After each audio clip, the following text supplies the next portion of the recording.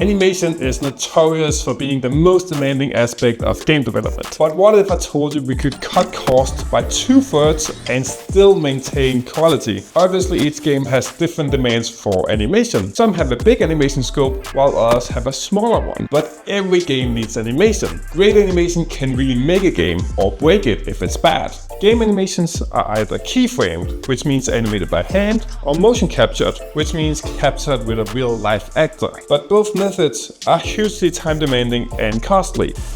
I just love creating juicy animations because it's creative, it's storytelling, it's challenging, and you're blowing life into characters.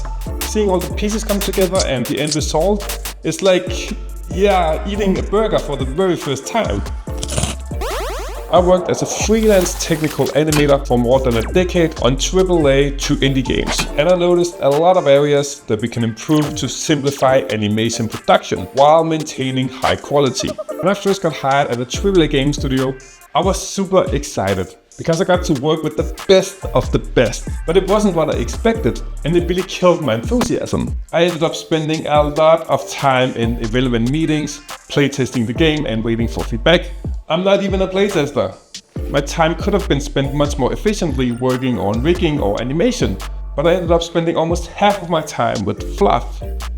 It was extremely frustrating and ended up affecting my mental health because I didn't feel like I was doing a good job, even though my director was happy. That was the first thing I did to cut down on costs. I got rid of the fluff. Back when I was in school, I learned that rigging is extremely demanding.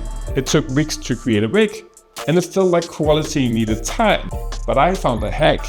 I started scripting everything to automate the process. It made it a lot easier and faster. Even the skinning process, which is notorious for being tedious and slow, could to some extent be automated. You might think to yourself you can't automate animation. While that might be true, what I learned through experience is that you can really speed up your animation workflow with tools and processes. That was the second thing I did to cut costs: automations and tools. For companies, hiring can turn into a true nightmare. Going to interviews, negotiating salaries, and even relocation can be very expensive. You can even end up with the wrong person, wasting months of work and running out of money. It's just a big risk to hire. A freelancer offers more flexibility, but also has a termination window. In both cases, you can lose the talent as fast as you found it if they take another job. Not to mention, animation talent is super rare. What I did is to turn this on its head.